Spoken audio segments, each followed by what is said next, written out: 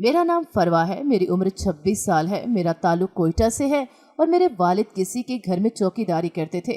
लेकिन अब्बा की तनख्वाह बहुत ज़्यादा थी। सब हैरान होते थे कि एक चौकीदार की तनख्वाह इतनी ज़्यादा कैसे हो सकती है, मगर जब भी अब्बा से सवाल किया जाता अब्बा ने एक ही जवाब दिया कि उनके मालिक बहुत अच्छे हैं और वो बहुत फ़राख दिल भी हैं। अब्बा हर वक्त अपने मालिक के साथ रहते, महीनों बाद घर वापस आते। अब्बा ने एक झोंपड़ी से बड़ी सी इमारत तैयार कर ली थी। अम्मा का कहना था कि अब्बा से जब उनकी शादी हुई तो अब्बा के पास कुछ खास नहीं था। एक झोंपड़ी नुमा घर था और 2 टूटी हुई चारपाइयाँ थी। अम्मा अपना कुछ सामान लेकर आई थी जो अब्बा के घर रखा गया और फिर शादी के कई साल बाद तक अम्मा इसी पर गुजारा करती रहती थी। ईद त्यौहार पर नया सूट पहनना कभी नसीब नहीं हुआ था। अब्बा पहले अखबार का काम करते थे। अखबार बेचना, लोगों के घरों तक पहुंचाना, ये सब अब्बा का काम था। वक्त के साथ साथ ज़रूरियात ज़िंदगी बढ़ गई और अब्बा की तनख्वाह में कोई खातिर ख्वाह इजाफा नहीं हुआ। इसी दौरान मैं इस दुनिया में तशरीफ़ लेकर आ गई, जिससे अम्मा अब्बा को मज़ीद परेशानी होने लगी। अब्बा को कोई मुनासिब नौकरी न मिली तो अम्मा एक फैक्ट्री में काम करने लग गई। लेकिन अम्मा की तनख्वाह भी इतनी ना थी कि घर ठीक से चल सकता। लेकिन अम्मा की नौकरी का एक फ़ायदा हुआ था कि पहले जो अम्मा अब्बा एक वक्त की रोटी खाते थे, अब 2 वक्त की रोटी और मेरे अखराजात मुकम्मल हो रहे थे।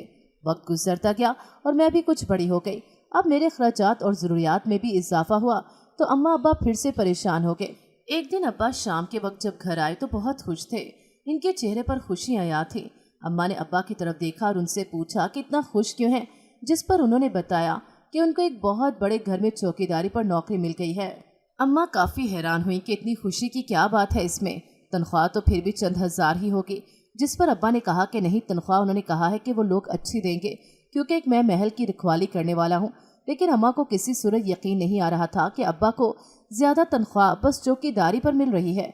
अम्मा ने अब्बा को बस एक बात कही कि अब उनकी एक बेटी भी है, हर कदम उठाने से पहले गौर से एक बार सोच लिया करे। अक्सर जल्दबाजी में पाँव खुशक जगह पर टिकने की बजाय कीचड़ में डल जाते हैं और फिर कीचड़ के लगे दाग अक्सर औकात सारी उम्र के लिए लग जाते हैं, जो धोने से भी नहीं उतरते। अब्बा ने अम्मा की बात को किसी खातिर में ना लिया। उल्टा अब्बा ने अम्मा को 2 बातें सुना दी कि उनके काम में अम्मा खलल पैदा कर रही हैं और उनके इतने अच्छे काम में नहूसत डाल रही हैं। अम्मा खामोश हो गई थी, लेकिन दिल ही दिल में कहीं ना कहीं वो परेशान भी होती थी। लेकिन इसके बाद अब्बा से कभी बात न की। अब अब्बा काम पर जाते और महीने बाद आया करते थे, लेकिन जब वो महीने बाद आते तो पूरे महीने का राशन और मेरे लिए बहुत सी चीज़ें लेकर आते। लेकिन अब्बा के जिस्म से अजीब सी बू आती थी जिसको हम समझने से कासिर थे। अम्मा ने पूछा, भी ये किस चीज़ की बू है जो अब्बा के जिस्म से आ रही है? तो अब्बा ने बोलकर टाल दिया कि सारा दिन गर्मी में खड़े होने की वजह से आ रही है। लेकिन अम्मा को फिर भी अब्बा पर शक होने लगा। अम्मा सारा दिन न जाने किन सोचों में गुम रहती थी। जब मैंने पूछना अम्मा से तो अम्मा मेरी बात टाल देती। लेकिन हैरत की बात यह थी, महीने के बाद जब अब्बा आते तो अम्मा न जाने अब्बा को क्या क्या समझाती रहती। एक रोज़ अब्बा घर आए तो अब्बा के पास बहुत से पैसे थे, लेकिन मेरी रूह काम गई जब अब्बा को अपने कदमों पर संभलते न देखा। मेरी अम्मा ने मुझे कमरे में छुपा दिया, लेकिन मुझे तजस्सुस होने लगा कि आखिर अब्बा को क्या हुआ है। मैंने अम्मा से पूछा कि अब्बा को क्या हुआ है, तो अम्मा की बात पर हैरत हुई जब अम्मा ने बताया कि अब्बा ने किसी दलदल में पाँव फंसा लिए हैं। इस रात के बाद मैंने अम्मा को कभी मुस्कुराते न देखा था। न जाने अब्बा ने अम्मा को ऐसा क्या कह दिया था कि अम्मा मुस्कुराना भूल गई थी। अम्मा मुझे लिए नानी के घर चले गई। मैं तन्हा बैठी थी। अम्मा और नाना नानी में न जाने क्या बात हुई। मैंने रात के वक्त जब अम्मा से पूछा कि अम्मा हम घर कब तक जाएंगे, तब अम्मा ने बोला कि अब यही हमारा घर है, हम कभी भी उस घर में नहीं जाएंगे जिस घर में तुम्हारी इज्जत महफूज ना हो। मुझे अम्मा की बात की समझ नहीं आई कि आखिर अम्मा ने क्या बोला है। कभी कभी माँ बाप के फैसलों पर जिंदगी भर के लिए बेटियों को रोना पड़ता है, लेकिन ये बात माँ बाप नहीं समझते। मेरी अम्मा मुझे लेकर नाना के घर आई तो मेरे अब्बा ने पीछे मुड़कर न देखा। लेकिन कब तक अम्मा नाना के दर पर रहती। तभी मुझे लिए 1 महीने बाद ही घर आ गई। घर में कदम रखते ही मेरी जान फना हो गई, क्योंकि हर जगह असलहा पड़ा हुआ था। मैंने जैसे ही अंदर कदम रखा तो न जाने और किस किस किस्म की बंदूकें और न जाने क्या क्या था। मेरे अब्बा कमरे से बाहर आए तो हमें सामने देखकर हैरान रह गए। अब्बा का रंग उड़ गया, जिस पर अम्मा ने आंसू भरी अफसोस निगाह अब्बा पर डाली। अभी हम मजीद कुछ करते कि एक नौजवान हमारे घर में दाखिल हुआ और मेरे अब्बा से हाथ मिलाने लगा और उनका शुक्रिया अदा करने लगा कि एक दिन के लिए उन्होंने फौज की मदद की। मेरे अब्बा बहुत अच्छे इंसान हैं और न जाने क्या क्या कहा। मेरे अब्बा ने एकदम सुख का सांस लिया। मेरी अम्मा की आंखें भी हैरत से खुली की खुली रह गई जब कुछ आदमी आए और सारा असलहा उठा कर ले गए। मेरे अब्बा ने मेरी अम्मा की तरफ देखा और कमरे में चले गए। मेरी अम्मा अंदर ही अंदर शर्मिंदा होने लगी और जब अब्बा के पास गई तो उनसे माफ़ी मांगी कि अम्मा ने अब्बा पर शक किया। मैं अब बड़ी हो गई थी, मेरी ज़रूरियात बहुत ज़्यादा हो गई थी, लेकिन कभी भी अब्बा ने मुझे किसी चीज़ की कमी नहीं रहने दी थी। अब हम घर में खुश रहते थे, मेरी अच्छी पढ़ाई चल रही थी। मेरे कॉलेज में एक लड़का था जो मेरे साथ ही पढ़ता था। मैं उसे पसंद करने लगी, लेकिन वो मुझे न जाने पसंद करता था या नहीं, मैं नहीं जानती थी तो बस इतना कि मैं उसे बेइंतहा प्यार करने लग गई हूँ। उसकी बहुत मदद करती थी, वो बस मुझे अपना दोस्त मानता था, मेरे लिए यही काफ़ी था। वो बहुत अमीर घर से था और कुछ संजीदा सा भी था, लेकिन मुझे हर हाल में पसंद था। मैंने कई बार कोशिश की कि उसको बता दूं, लेकिन न जाने कौन सी बात मुझे हमेशा रोकती रहती थी। एक रोज़ मेरा सब्र जवाब दे गया और मैंने उस लड़के से मोहब्बत का इजहार कर दिया, लेकिन उसकी बात सुनकर मेरी जान निकल गई जब उसने बोला कि तुम्हारा बाप एक अच्छा इंसान नहीं है। कौन नहीं जानता तुम्हारे बाप को, मैं एक शरीफ घराने से ताल्लुक़ रखता हूँ। मैं कभी भी ऐसी लड़की से शादी नहीं करूँगा जिसका बाप गलत इंसान हो। मुझे उसकी बात का मतलब समझ नहीं आया, ना इतनी हिम्मत हो सकी कि अपने बाप का पूछ सकूं कि वो ऐसा क्या जानता है जो मैं नहीं जानती। उसके साथ हमेशा उसका एक दोस्त हुआ करता था जो मेरी तरफ ऐसे देखता था जैसे मुझे खा ही जाएगा। अब भी वो मुझे तंजिया नज़रों से देख रहा था, लेकिन मुझे उस वक्त अपनी मोहब्बत के रूठ जाने का दुख था। तकलीफ थी तो इस बात की कि मुझे अपनी मोहब्बत से ही इनकार हो गया। मुझे सांस लेना मुश्किल हो रहा था। मैं अपने घर आई और अपने कमरे में जाते ही रोने लगी। शाम के वक्त जब अब्बा घर आए तो मेरे लिए बहुत से तोहफे लेकर आए, अम्मा के लिए भी बहुत से तोहफे तहाइफ लेकर आए। मैं अब्बा के पास गई और दूर से ही उनसे तोहफे ले लिए, क्योंकि उनके पास जाने से उनके अंदर से एक मखसूस किस्म की बू आती थी। मेरी अम्मा को तो जैसी आदत हो गई थी अब्बा के साथ रहने की, तभी उनको फ़र्क नहीं पड़ता था। मेरी सूजी आंखें देखकर मेरे अब्बा ने मुझसे सवाल किया कि मुझे क्या हुआ है। वक्ती तौर पर दिल किया कि अब्बा से पूछ लूँ कि वह ऐसा क्या काम करते हैं जिससे मेरी मोहब्बत ने मुझे अपनाने से इनकार कर दिया, लेकिन अब्बा की इतनी मोहब्बत देखकर मेरा दिल न किया कि मैं अब्बा से ऐसे कोई सवाल करूं। मैं अपनी मोहब्बत अपने दिल में लेकर ही जिंदगी गुजारने लगी। कॉलेज में भी अब इस लड़के से बात नहीं करती थी और वो लड़का भी मुझसे बात नहीं करता था। मैं पढ़ाई में दिलचस्पी लेना छोड़ गई थी और अपनी पढ़ाई दरमियान में ही छोड़ दी। जिंदगी जैसे तैसे गुजर रही थी। एक रोज़ मेरा दिल किया क्यों ना मैं कहीं नौकरी कर लूँ। बहुत सी नौकरियाँ देखने के बाद भी मुझे जब नौकरी नहीं मिली तो मैंने एक घर में खाना बनाने का काम शुरू कर दिया। मेरे हाथ का खाना बहुत लजीज था, तो उन्होंने पहला खाना खाते ही मुझे पक्की नौकरी दे दी। घर से कोई टेंशन नहीं थी, किसी में इतनी जरूरत नहीं थी कि मुझे रोक सकता।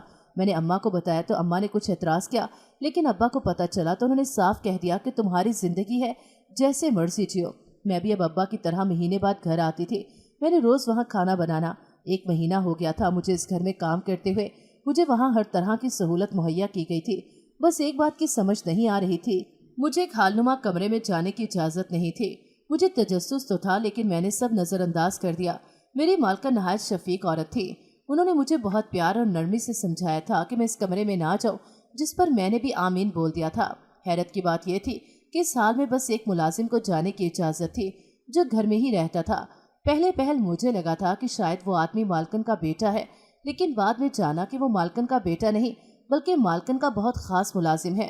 एक रोज़ मेरी मालकन का मुलाजिम न जाने कहाँ था, 12 ग्लास शरबत के कमरे तक भेजते थे। मेरी मालकन ने बोला कि वो तुम्हारे मालिक का ख़ास कमरा है जहाँ किसी को जाने की इजाज़त नहीं है, इसलिए शरबत तुम देकर आओ। पहल मुझे बहुत खौफ महसूस हुआ, लेकिन तजस्सुस अपनी जगह कायम और दायम था। तभी मैंने ग्लास पकड़े और ट्रे उठाए, कमरे में लेकर जाने लगी। दरवाजे के करीब खड़ी होकर मैं कान लगाकर सुनने लगी, क्योंकि अंदर से बहुत सी आवाज़ें आ रही थी कि मेरी रूह कांप गई जब मेरे पीछे से उसी मुलाजिम ने मेरे कंधे को पकड़कर झंझोड़ा। मैं चीख मारती पीछे मुड़कर देखा तो मुलाजिम खड़ा मुझे घूर रहा था।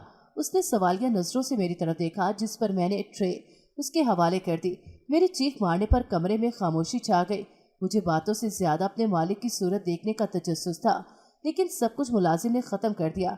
मैं ट्रे से पकड़ाए वापस अपने काम पर चले गए।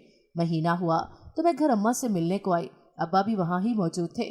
अब्बा ने गौर से मेरी तरफ देखा तो मुझे हैरत हुई कि अब्बा को क्या हुआ है। अभी मैं कुछ और सोचती कि मेरी हैरत की इंतहा न रही जब अब्बा ने अम्मा से बोला कि आज के बाद मैं कभी भी वापस उस घर में नहीं जाऊंगी जहाँ खाना बनाती हूँ। मुझे बहुत अजीब लगा।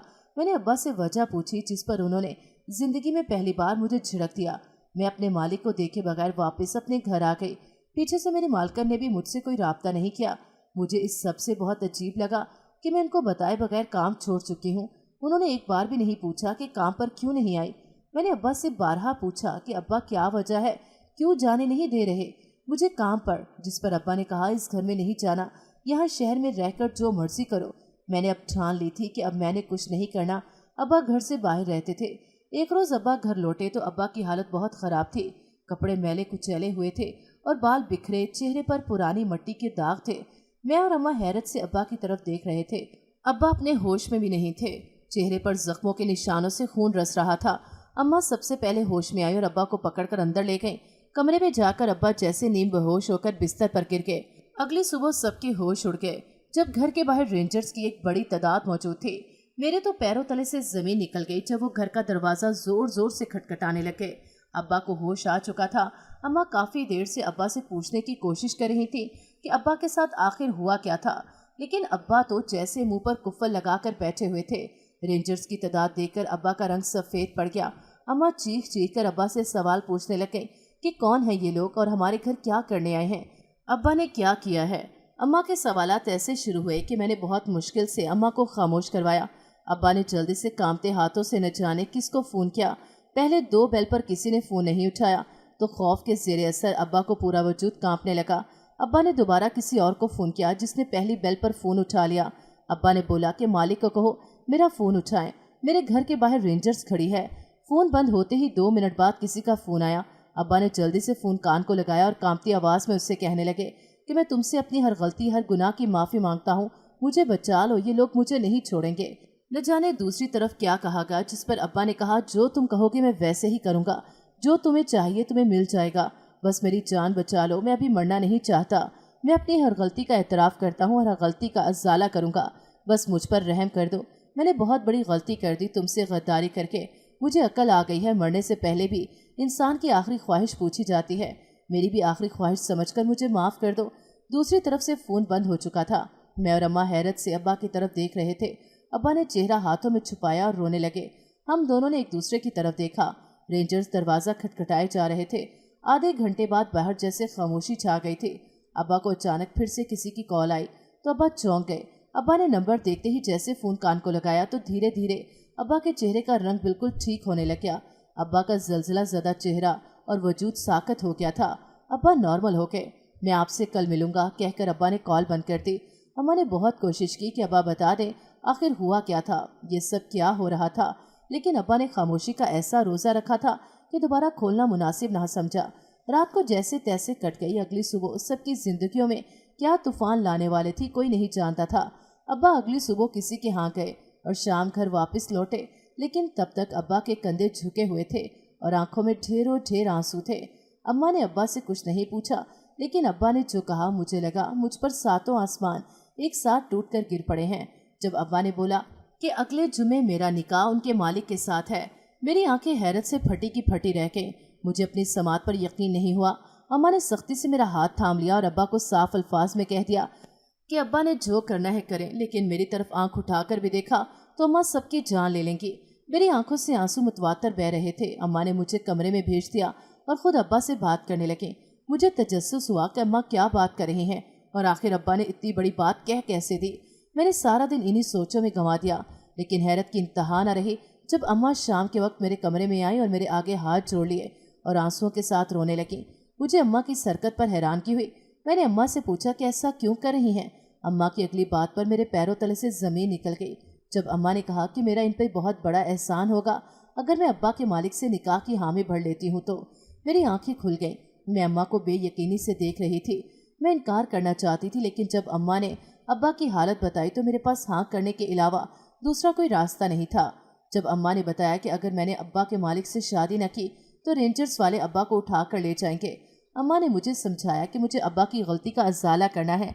मैंने अम्मा से पूछा कि अब्बा ने ऐसा क्या किया है जिसका अज़ाला मुझे निकाह की सूरत करना होगा, तो अम्मा की बात पर मेरे वजूद से जान निकल गई जब अम्मा ने बताया पाकिस्तान में होने वाले बम धमाकों में इस्तेमाल होने वाला मवाद मेरे अब्बा बनाते थे और अपनी निगरानी में जहाँ बम धमाका होना होता था वो सब अपने अंडर करवाते थे। अब्बा किसी बहुत बड़े दहशतगर्द के साथ मिलकर काम करते रहे। इसके अलावा अब्बा ने इस दहशतगर्द को धोखा देकर किसी और जानवर के साथ मिलकर अपने मालिक को धोखा दिया, जिस वजह से अब्बा के मालिक ने सारा कसूर अब्बा पर डालकर इनको पकड़वाने की कोशिश की। अब्बा से सारी रकम ले ली गई थी। इतनी शोहरत सब कुछ अब्बा से ले लिया गया था। अब दोबारा से अब्बा को अपनी पुरानी झोंपड़ी में जाना था, वही फकीरों वाली जिंदगी जीने के लिए। अब सिर्फ एक सूरत में बच सकते थे, अगर मेरा निकाह उनके मालिक से हो जाए, क्योंकि मालिक ने शर्त ये रखी थी कि अब्बा की रिहाई इसी सूरत में मुमकिन है अगर मेरा निकाह उनके मालिक से हो जाएगा। मुझे अपना सांस बंद होता हुआ महसूस हुआ। मुझे समझ नहीं आ रही थी कि अपने अब्बा की जान बचाऊं या खुद की जिंदगी तबाह कर लूं। अम्मा ने समझाया कि अब्बा का मालिक बहुत अमीर है और काफ़ी उम्र का है, आज नहीं तो कल वो मर जाएगा, तो सारी दौलत की तुम अकेली वारिस होगी। मेरे दिल में भी पैसों को लेकर लालच आ गया था, क्योंकि अगर ये सब पैसा शोहरत सब छीन जाते तो हम लोग कहाँ जाते। मैंने अम्मा से सोचने के लिए एक दिन मांगा, जिस पर अम्मा ने हाँ में सर हिलाया और मेरे कमरे से चले गए। मैं रात भर हर पहलू से इस रिश्ते के बारे में सोचती रही। अगली सुबह सबको जिंदगी की नवीद सुनाती। अब्बा को जिंदगी की खबर सुनाई तो इनकी खुशी की कोई इंतहा न रही। वक्त बहुत तेजी से गुजरता रहा और फिर वो वक्त भी आ गया जब मुझे अपने शौहर के साथ जाना था। निकाह के वक्त मेरे हाथ पांव फूल गए, क्योंकि मेरा शौहर बस बड़ी उम्र का नहीं था, बल्कि वो एक बुढ़ा इंसान था। मेरी उम्र बहुत छोटी थी, मैं उसकी 89 की उम्र की थी।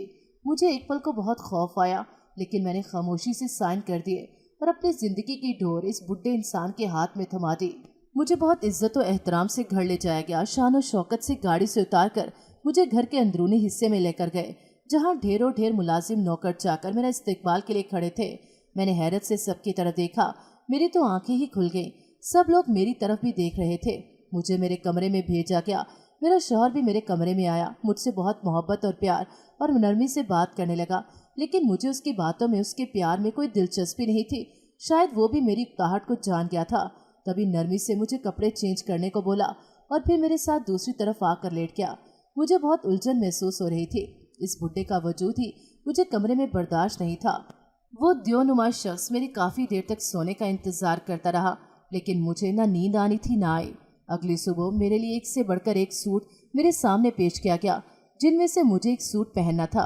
ये सब तो बहुत अच्छा लग रहा था, लेकिन शौहर की सूरत में वो बुढ़ा इंसान किसी सूरत कबूल नहीं था। मैं तैयार हुई और खाने की मेज़ पर आ गई, लेकिन मेरी जान तो तब निकली जब अपने सामने बैठे शख्स को देखा। मुझे हैरत का बहुत बड़ा झटका लगा था। मुझे अपनी बेनाई पर यकीन नहीं आया। ख्वाह जो मैं देख रही हूँ वो ठीक है या महज मेरा एक ख्वाब था। मुकाबिल का भी मुझसे कुछ अलग हाल नहीं था, वो मुझसे भी ज़्यादा शौक था। दोनों इस वक्त होश में आए जब मेरे बुढ़े शौहर ने हम दोनों को मुतारिफ करवाया। मेरी आंखें मजीद हैरत से फैल गईं जब मेरे शौहर ने बताया कि सामने बैठा शख्स उसकी पहली बीवी में से मेरे शौहर का बेटा है। मैंने लंबी सांस ली और अपने शौहर के बेटे के सामने वाली कुर्सी पर बैठ गई। मेरे शौहर का बेटा कोई और नहीं, मेरी मोहब्बत का वही दोस्त था जो हर वक्त मेरी तरफ घूर कर देखता रहता था। अब समझ आई थी कि अब्बा का इस लड़के को कैसे पता चला जिससे मैं मोहब्बत करती थी। मुझसे खाना मुश्किल हो गया, जबकि वो लड़का मेरे सामने बैठे मुझे घूरने के अलावा कुछ नहीं कर रहा था। मेरा शौहर नाश्ता करते मेरे माथे पर बोसा देके घर से बाहर चला गया और मुझे अच्छे से नाश्ता करने की ताकीद करके गया। मैंने उकताहट से अपने माथे पर हाथ मसला। मेरी नजरें सामने गई तो वो लड़का अभी भी मेरी तरफ ही देख रहा था। मैंने एक आंख उचका कर देखा, जिस पर उसने तनसे अंदाज में मुझे देखा। उसकी अगली बात पर मुझे मतली होने लगी, जब उसने कहा कि जब मैं अपने बुढ़े शौहर से मोहब्बत करती थी तो फिर उसके दोस्त से मोहब्बत का इजहार क्यों किया, या फिर मैं उसके बाप के पैसों पर मर मिटी हूँ। आखिरी बात पर मेरा दिल किया कि मैं सबको ऐलान करके बताऊं कि ये शादी मैंने बस 2 वजूहात की बिना पर की है, एक अपने बाप की जिंदगी और दूसरा गरीब होने से निजात के लिए। लेकिन मैंने अपने शौहर के बेटे को कोई जवाब नहीं दिया और नाश्ता करके अपने कमरे में आ गई। मैं अब उसके सामने कम जाती थी। एक रोज़ मेरा बुढ़ा शौहर रात के वक्त अपने और मेरे लिए चाय बना लाया। मुझे अक्सर हैरत होती थी कि वो इतनी मोहब्बत क्यों करता है मुझसे। शायद छोटी बीवी मिल गई थी, इसीलिए मैंने चाय का कप पकड़कर उसमें से एक घूंट भरा तो उसका जायका मुझे बहुत कड़वा सा लगा। मैंने ज़बरदस्ती चाय पी ली। 10 मिनट बाद मेरे पेट में शदीद दर्द उठा। टीसें उठने लगी कि मुझसे बर्दाश्त नहीं हो रही थी। मैं तकलीफ से सरहाने पर सर मारने लगी। मेरे शौहर ने जल्दी से डॉक्टर को बुलाया। उसने मेरा चेकअप किया और मुझे एक इंजेक्शन लगाने का बोला। मेरे शौहर ने मुझे इंजेक्शन लगाया, जिससे मुझे कुछ सुकून मिला, लेकिन उसके कुछ वक्त बाद मेरा सर चकराने लगा और मैं गुनूदगी में चली गई। सुबह के वक्त जब मैं उठी तो मेरा सर बहुत भारी हो रहा था।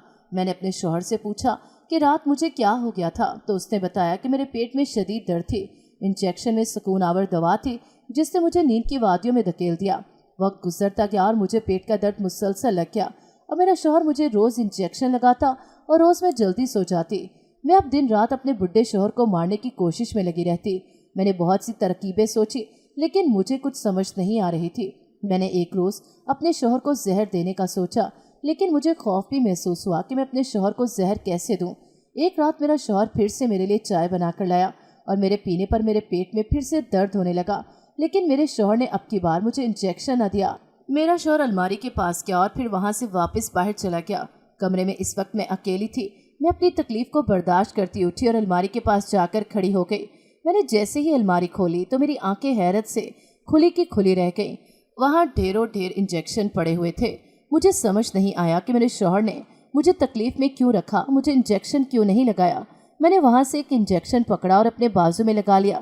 10 منٹ بعد مجھے سکون آنے لگا اور میرا سر چکرانے لگا، لیکن اس بار چکروں کی شدت اتنی تیز تھی کہ مجھے سمجھ نہیں آیا کہ میں خود کو کیسے سنبھالوں۔ اب تو جیسے مجھے انجیکشن کی لت لگ گئی تھی۔ جب پیٹ میں درد ہوتا میں انجیکشن لگا لیتی۔ میرے شوہر نے بھی ڈھیر سارے انجیکشن میرے لیے کمرے میں لا کر رکھے ہوئے تھے۔ ایک روز میں سوئی ہوئی تھی کہ میرا شوہر کمرے میں آیا اور پھر میری طرف دیکھ کر آگے بڑھ گیا۔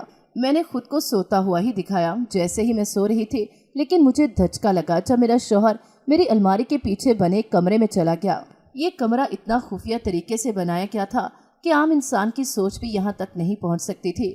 میرا شوہر اندر گیا اور پھر وہاں سے غائب ہو گیا۔ میں اس کے باہر آنے تک سوتی بنی رہی۔ جب میرا شوہر باہر آیا تو اس کے ہاتھ خالی تھے۔ میرا شوہر کمرے سے باہر چلا گیا تو میں نے جلدی سے کمرے کا دروازہ لاک کیا اور اپنے شوہر کے طریقے سے خفیہ کمرے میں داخل ہو گئی۔ میری آنکھیں پھٹ گئیں سامنے کا حال دیکھ کر، جہاں ہر طرف اسلحہ پڑا ہوا تھا اور اندر جا کر کچھ مردوں کی آوازیں بھی آ رہی تھی۔ میں نے تجسس کے مارے آگے جانا چاہا، لیکن دل میں اپنے شوہر کا خوف بھی تھا، لیکن میں ہمت کرتی آگے بڑھ گئی۔ تھوڑا آگے جا کر بہت سے کمرے بنے ہوئے تھے۔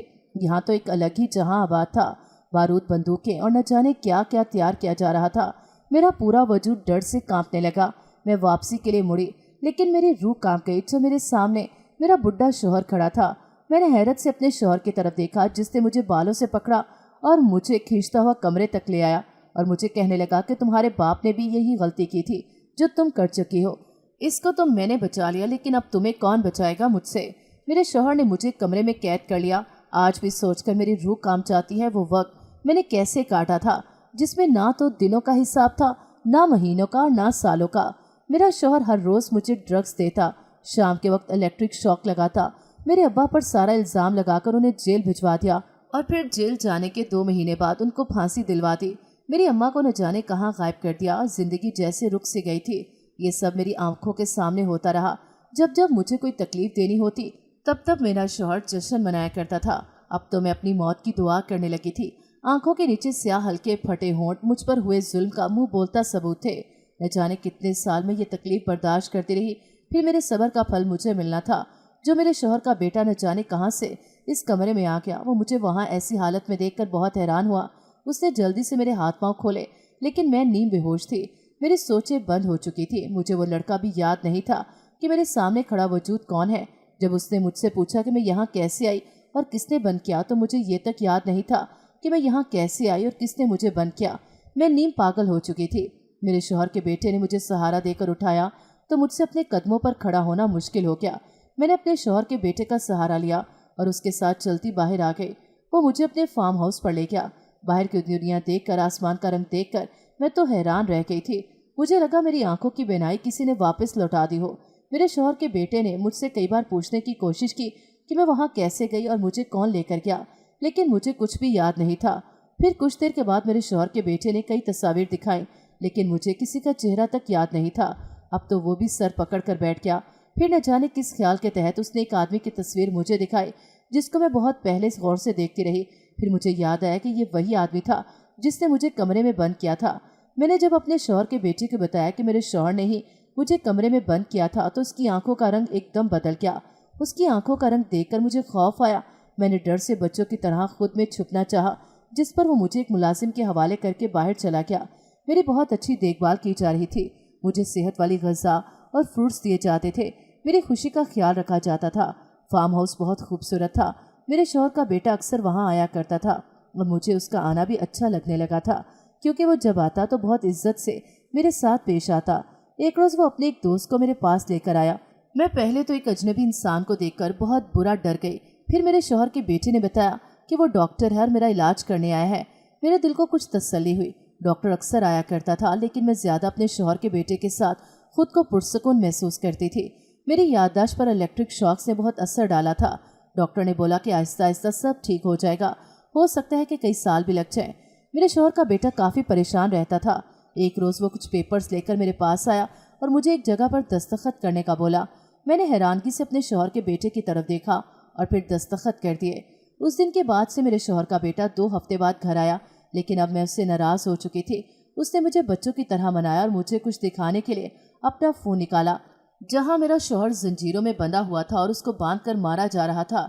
मेरे तो रोंगटे खड़े हो गए। ये सब देखकर चेहरे पर पसीना आने लगा। मेरा वजूद मुकम्मल तौर पर कांप रहा था। मेरे शौहर के बेटे ने वीडियो बंद की और मुझे दवाई खिलाकर कमरे में भेज दिया। मेरे अक्सर सर में शदीद दर्द होता था। अब भी ऐसा ही हो रहा था, लेकिन इस वक्त मेरे पास कोई नहीं आया।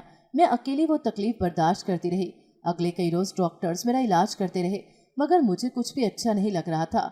मैंने डॉक्टर से बोला कि मुझे अपने शौहर के बेटे से मिलना है।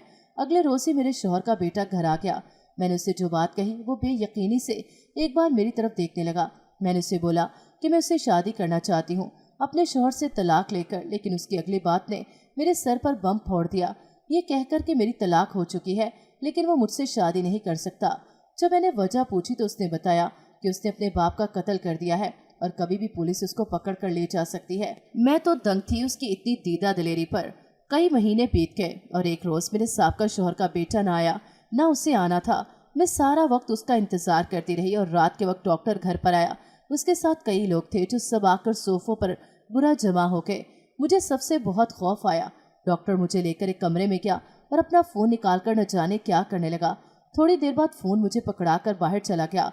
किसी को कॉल जा रही थी और फिर मेरे सामने एकदम मेरे साहब का शौहर का बेटा आ गया। लेकिन मेरी आंखें हैरत से खुल गईं, क्योंकि वो जेल में था।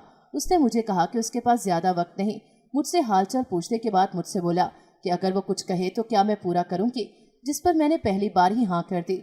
और उसने जो कहा, मेरे पैरों तले से ज़मीन निकल गई जब उसने कहा कि मैं डॉक्टर के साथ शादी कर लूँ, अभी और इसी वक्त। और ये कहते ही फ़ोन बंद हो गया। डॉक्टर कमरे में आया और खामोशी से मेरे पास खड़ा रहा, शायद मेरे जवाब का इंतज़ार कर रहा था। मैंने डॉक्टर को हाँ की और उसके साथ निकाह कर लिया। मेरे साहब शौहर के बेटे का मेरी डॉक्टर से शादी का फैसला मेरे लिए बहुत कारामद रहा। खुशियों ने मेरे दरवाजे पर दस्तक दे दी थी। मेरे शौहर के बेटे ने ही पता करवा कर बताया कि मेरी अम्मा भी इस दुनिया में नहीं रही। अब मेरा शौहर मेरा बहुत ख्याल रखता, बहुत इज्जत देता था, बहुत मोहब्बत करता था। मुझे तो अपनी बदली किस्मत पर यकीन नहीं आता था। अल्लाह ने मुझे एक प्यारा सा बेटा दिया और फिर मैं उससे अपने साहब शौहर के बेटे को दिखाने के लिए जेल ले गई। नाराज़गी कहीं जा सोई थी। मेरे शौहर का बेटा बहुत खुश हुआ था। अब तो मैं अक्सर डॉक्टर के साथ आया करती थी अपने शौहर के बेटे को मिलने, क्योंकि उसको उम्र कैद की सज़ा हुई थी। लेकिन गम के बादल छड़ गए। खुशियाँ मेरे आंगन में तितलियों से रेस लगाए बैठी थी। मैंने भी दिल खोल कर इन खुशियों का इस्तकबाल किया था और इनको अपने अंदर कहीं बहुत गहराई में छुपा लिया था।